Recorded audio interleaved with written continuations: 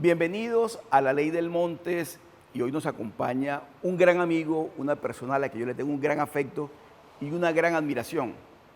Una persona a la que Colombia le debe mucho porque después de haber superado la pandemia, el COVID-19, esta persona que está conmigo hoy, que nos acompaña, le dio mucho de su tiempo para que las cosas salieran bien. El doctor José Luis Acini nos acompaña hoy en La Ley del Montes. Doctor Acini, buenas noches, bienvenido a La Ley del Montes. Hombre, un gusto enorme y mi gratitud por primero invitarme y luego por tus palabras. Sí. Es un gusto enorme estar aquí. Ya nos había acompañado en una oportunidad y en su momento fue una entrevista muy oportuna para que el país entendiera de qué se trataba todo esto de la pandemia y del COVID-19. Y bueno, empecemos por ahí, doctor Acini.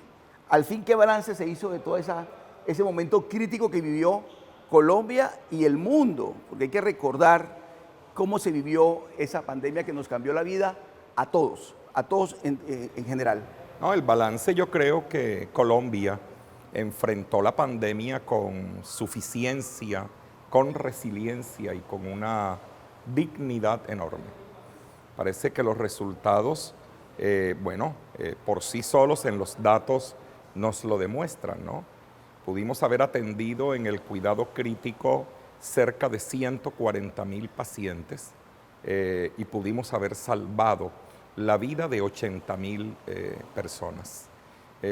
Resultados que son importantes cuando los referenciamos con los datos de Italia, de España y de Estados Unidos. A propósito de lo que vamos a hablar, la esperanza de vida en los Estados Unidos luego de la pandemia cayó en 1.6 años, en España 1.4 y en Colombia, bueno, ese es uno de nuestros problemas, que no tenemos datos, pero extrapolando cosas, los datos que hay que pueden ser imprecisos, 0,5 años. Quiere decir que las cosas resultaron bien. Sufrimos, no cabe duda, como sufrió el mundo entero. Fueron diferentes circunstancias, pero que pudimos superar afortunadamente. Sí, doctora Acini, mire, para recordar un poco esa época que no quisiéramos volver a repetir por lo que significó en pérdidas de vida para nuestros seres queridos, para los amigos, tanta gente que partió en medio de la impotencia de la familia, porque eso fue lo que ocurrió. Pero habría que recordar también, doctora Acini, que fue un hecho imprevisto para la humanidad. Es decir, nadie pensaba que íbamos a tener que afrontar semejante situación, semejante pandemia. ¿Usted cree, doctor Acini, que ese episodio lamentable, esa experiencia que vivió la humanidad, la marcó para siempre? Por supuesto, marcó y generó cambios profundos en la sociedad, profundos en la atención médica. Mira, cambios hasta en la forma como hoy enseñamos medicina, como hoy le enseñamos a las nuevas generaciones. Cambios que se tienen que haber incrustado en nuestra perspectiva de ver las cosas de cara a un nuevo evento, porque no estamos lejanos de tener eventos con la crisis medioambiental que hemos tenido, con todos estos problemas. La humanidad está abocada de pronto a enfrentar una situación tan grave o peor, ¿no? Y esto nos marcó y nos generó muchas enseñanzas, y esas enseñanzas afortunadamente han quedado documentadas, que es lo importante, particularmente para lo que es el escenario médico, el escenario de medicina crítica, pero hay que recordar que la pandemia tocó no solamente la esfera de la atención a la salud, tocó muchos aspectos más que tienen que ver con la vida de las personas, con la dignidad misma de las personas. Este tema que vamos a tocar el día de hoy, de ese encierro y cómo pudo afectar el estado anímico y emocional de las personas. Entonces fue una enseñanza importante. Sí, el doctor Acini en ese momento era el director de medicina crítica, era la persona, y además él es intensivista, pero le tocó vivir esos momentos y además tener la interlocución directa con el gobierno para decirle cómo van las cosas, qué está pasando con el ministro de Salud, con el doctor Ruiz, con el presidente de la República, el doctor Duque. Realmente no hay que olvidar esas experiencias, hay que tenerlas muy presentes. ¿Cuál fue el doctor Assini, el momento más crítico de esa época? No, fueron varios. Fueron muchos, es decir, como tú lo has comentado, era algo imprevisto. Esto no estaba dentro del proyecto de nadie. El proyecto mío como presidente de la Sociedad de Medicina Crítica, que es asociación, era un proyecto académico, no era un proyecto de enfrentar pandemia. El proyecto del gobierno era otro proyecto, pero tuvimos que enfrentarlo, adaptarlo y cómo íbamos a hacer para que frente a un desequilibrio entre la demanda asistencial y la oferta, pudiéramos tratar de mantener esas capacidades y esa capacidad y minimizar el impacto que de alguna manera hubiese tenido esto peor, ¿no? Pero fueron momentos muy dramáticos. Me acuerdo, una de las situaciones es el desaprovisionamiento de medicamentos, porque tecnología tuvimos. Pudimos abrir de 5.340 camas a 13.200 camas en el país. Esto es 2,5 veces más la capacidad que teníamos. Esta capacidad del gobierno y este esfuerzo aunado pues obviamente con la sociedad científica que permitía ir tapando esos vacíos porque el tema del medicamento se desaprovisionó en el mundo y teníamos que buscar alternativas y la experiencia y la enseñanza ha sido extraordinaria. A mí realmente me causa una profunda emoción cuando recuerdo esos momentos porque nos movilizamos, todo el país se movilizó. Lo que había era una gran solidaridad, la solidaridad entre la empresa privada, del Estado, el gobierno, las sociedades científicas que nunca habían tenido una interacción tan fuerte con el gobierno. Y además tomar decisiones sobre la marcha, porque era en cuestión de horas, de segundos, que había que estar tomando decisiones y en medio de esas decisiones la vida de las personas, porque estábamos tomando decisiones, ellos estaban tomando decisiones que tenían que ver con la salud, pero con la vida de las personas. Realmente, y hay que decirlo nuevamente, mire, Colombia superó esa circunstancia tan difícil, ese momento tan difícil para la humanidad, pero hoy en día el balance que se puede hacer, y el doctor Assini da fe de ello, es que Colombia afrontó con solidaridad, con eficiencia, por supuesto con errores que se pudieron cometer, esa circunstancia tan difícil. Hoy nos acompaña en la Ley del Montes el doctor José Luis Assini y ahora después de este corte de comerciales vamos a hablar del tema que nos ocupa hoy y que seguramente para ustedes también va a ser un tema bastante interesante. Estamos hoy en la Ley del Montes transmitiendo desde el Hotel El Prado en Barranquilla. Ya regresamos. Seguimos en la Ley del Montes conversando hoy y recordando esos momentos que ya quedaron atrás, fueron superados de la pandemia del COVID-19 con el doctor José Luis Assini. Pero hoy vamos a hablar con él de un tema que además le apasiona y le apasiona bastante y lo conoce muy bien. La nueva longevidad, lo que se conoce como la nueva longevidad, que además tiene que ver también, doctor Assini, y ahora usted me lo va a ratificar, con esa experiencia de la pandemia, porque estuvo de por medio de decisiones éticas o bioéticas que definieron eso que hoy conocemos como la nueva longevidad. Doctor Assini, ¿fue así? Fue así. Evidentemente, la nueva longevidad es un cambio de paradigma, es un giro de 360 grados de cómo se visualiza el tema del envejecimiento. Y de pronto, para que me comprendan o por lo menos hacerme entender, aprovecho para darles un saludo a toda esa población adulto mayor que nos está viendo en el programa, porque creo que a ellos va dedicado este mensaje, ¿no?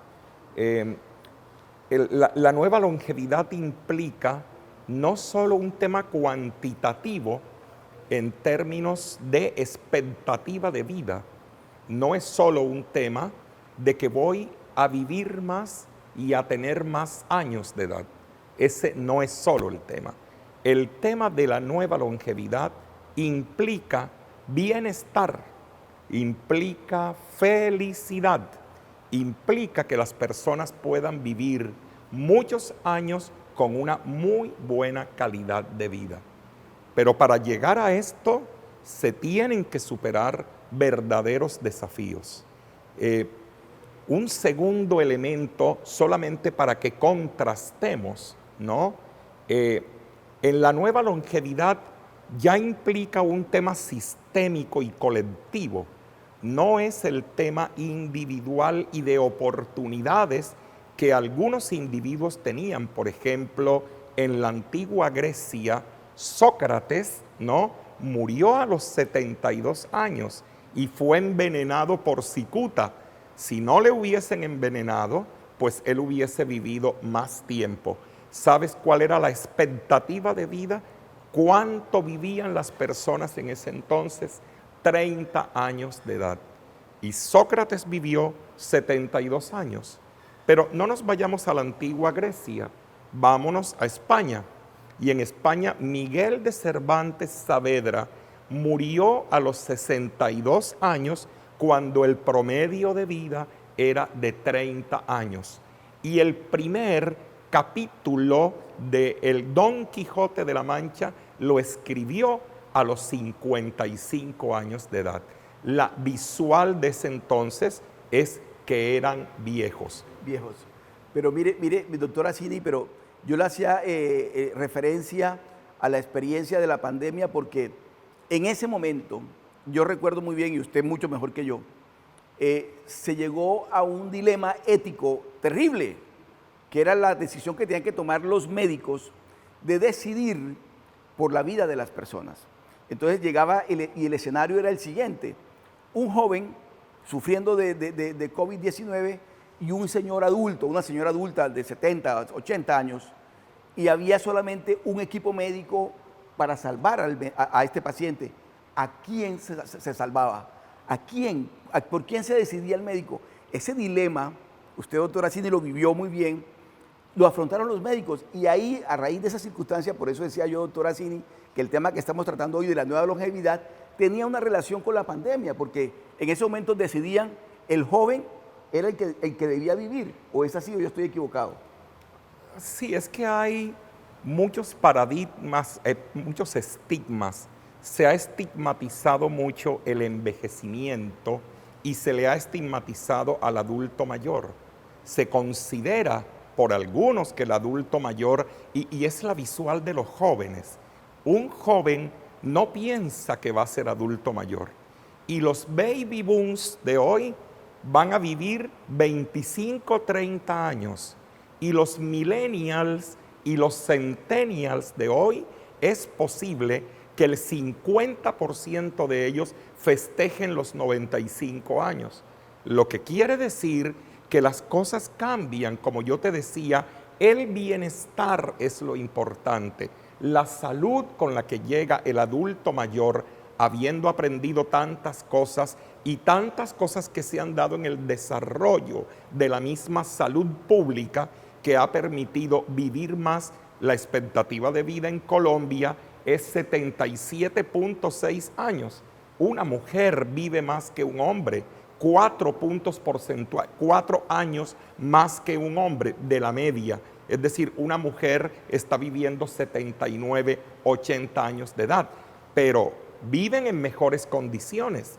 Si viven en mejores condiciones, ¿por qué la edad iba a ser un determinante de tomar la decisión de si entregar el ventilador o la cama de cuidados intensivos? Eso era un dilema, porque no es la edad, y le enseñamos al país, y con el grupo de bioeticistas, que afortunadamente 5 que nos apoyaban, intensivistas bioeticistas, le enseñaban al país: señor, no es un tema de edad, tiene que ver el integral y el conjunto, porque es posible que este de 40 años sea un paciente con comorbilidades, con patologías que iban a cortar la vida, y la persona de 80 años era vital, era una persona que estaba en mejores condiciones de edad, entonces podía tener esa posibilidad de recibir esa atención primero. Miren ustedes ese dilema planteado en su momento y tener que tomar la decisión allí. Por eso, cuando estamos hablando esta noche de la nueva longevidad, tenemos que ocuparnos de estos asuntos. Estamos hoy complacidos conversando con el doctor José Luis Asini. Estamos en el Hotel del Prado. Después de este corte comercial y regresamos. Seguimos en la Ley del Montes conversando hoy con el doctor José Luis Asini, hablando de este tema tan interesante, un tema de actualidad, la nueva longevidad. Pero, doctor Asini, ¿qué explicación hay para que hoy en día, en general, la humanidad en el mundo, pero en Colombia en particular, se esté viviendo más? ¿Por qué estemos siendo cada año más longevos? Bueno, vamos a partir de la idea de lo que es la expectativa de vida. Es decir, en la década del 60 del siglo pasado, la expectativa de vida estaba en 60 años. En 60 años hemos aumentado la expectativa de vida en 17.6 años. Estoy hablando en Colombia. En otros países de América Latina es más o menos el mismo comportamiento. Pero no estamos hablando en nueva longevidad de ese asunto, porque la nueva longevidad nos enseña es a partir de la experiencia de 5 poblaciones que en conjunto se llaman zonas azules. Pero yo no puedo perder la idea, el concepto y el desarrollo que ha habido en términos de salud pública que explican por qué pasamos de 60 años a 76.4, y te lo resumo en 4 o 5 puntos. Primero, los antibióticos. Para la década del 40 sale la penicilina, y con la penicilina se salvaron realmente muchas vidas. El tema sanitario relacionado con el acceso al agua potable y a poder manejar y disponer de las excretas. Separamos las excretas del agua que tanto daño le habían hecho a la humanidad. Ahí tenemos entonces 2 puntos, pero que más viene, aparecen las vacunas. Y con esto la posibilidad de hacer una prevención masiva de enfermedades que eran inmunoprevenibles, pero no para ahí.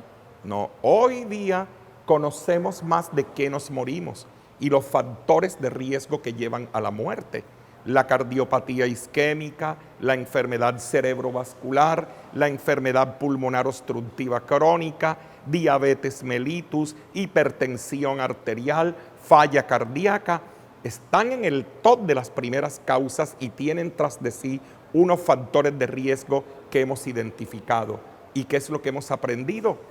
Que esos factores de riesgo que en conjunto y estas enfermedades son enfermedades crónicas no transmisibles dependen del comportamiento humano, dependen de la forma de vida de las personas. Pero algo más que no se nos puede escapar es que hemos tenido un desarrollo tecnológico y científico importante en la medicina. Le salvamos la vida a muchos pacientes el disponer de cuidados intensivos en pandemia. Muchos de los pacientes que nos ingresaban eran adultos mayores y muchos de esos pacientes salieron adelante como nos hubiera tomado esto en un desarrollo tecnológico y científico 30 años atrás. El impacto en términos de mortalidad hubiese sido calamitoso. Pero mire, doctor Asini, ¿por qué se pregunta uno? ¿Por qué siente uno, tiene la sensación de que a los adultos mayores, a propósito del tema de la nueva longevidad, se les aparta, no se les da el valor que requieren? Porque realmente aportan experiencia, aportan vitalidad, aportan una cantidad de elementos que hoy en día cierta población, no, pero es que por la edad no se le puede dar trabajo, por la edad. ¿Por qué pasa eso, doctora Asini? Esos son estigmas sociales. Usted le pregunta a un joven que es un adulto mayor y que lo defina, él dice que un adulto mayor es 50 años y que ya una persona de 50 años es vieja. Usted le pregunta a uno de 80 años qué es envejecimiento y qué es adulto mayor y cómo lo define, te va a decir 70 años. En Turquía, la edad para definir un adulto mayor es de 56 años y la Organización Mundial de la Salud ha establecido que un adulto mayor es 60, pero tenemos un karma y es la edad de la jubilación. Entonces, cuando llega la jubilación y nos anuncian a propósito, hoy me llegó la resolución de jubilación, y cuando nos llega, enseguida decimos llegamos a la edad inservible, porque nos tipifican de esa manera. Y resulta que esas experiencias de las zonas azules, que es muy importante conversarlas, porque nos han enseñado mucho de cómo podemos vivir mejor para llegar a ese estado de bienestar cuando tengamos 80, 90, 100 años. Eso va a ser un cambio paradigmático. No es cierto que cuando nos jubilan, ya en ese momento somos viejos e inservibles. Eso es un chip que tenemos que cambiar desde el punto de vista de enfoque social. Y tiene mucho que ver con el componente cultural. Es decir, el organismo está bien, tú te sientes bien, nos sentimos bien, pero culturalmente, socialmente, hay una discriminación. Yo siento que es así. La discriminación también, una gerontofobia. O sea, hacia el anciano no se le quiere, se le excluye. ¿Y cómo rompemos esa barrera, doctora Cini? ¿Cómo cree usted? A través de la pedagogía. Es el programa. Y lo que tenemos que hacer es llegar a los jóvenes. Porque los jóvenes, que son los millennials y los centennials, van a llegar a tener 90, 100 años de edad, ¿no? Y tienen que cambiar el chip. ¿Por qué? Porque se construye la nueva longevidad desde nosotros. Que es cierto que el Estado debe disponer, que es cierto que las empresas, la industria debe aportar, la sociedad civil debe aportar, la educación debe aportar, pero depende de cada uno de nosotros. Debemos desde jóvenes proyectarnos a que vamos a vivir muchos años. Ojo, un estudio muy reciente acaba de demostrar que cuando no se proyecta, el joven no se proyecta que va a vivir muchos años, la expectativa de vida se le reduce de 5 a 7 años. ¿Por qué? Porque nosotros tenemos que construir esa nueva longevidad. No lo vamos a hacer solo, porque es un enorme desafío. Hasta ahora podemos hablar de oportunidades, porque hay muchas oportunidades, pero también está plagado de desafíos, y para los países pobres en vías de desarrollo, créeme que hay enormes retos. Y hay que decirle, como nos decían nuestros abuelos, nuestros padres, hoy eres joven y adulto serás. Hoy nos ha acompañado en la Ley del Montes el doctor José Luis Acini, de verdad complacidos. Hemos conversado de un tema interesantísimo, la nueva longevidad, un tema de actualidad que requiere del interés de todos nuestros televidentes, porque además es muy importante tener plena conciencia de lo que significa hoy en día tener la capacidad y la experiencia para aportarle a los jóvenes. Doctora Cini, muchas gracias por acompañarnos hoy en la Ley del Montes. No, muy amable, una vez más, un saludo a todos. Gracias, Oscar. Y a todos ustedes, un abrazo.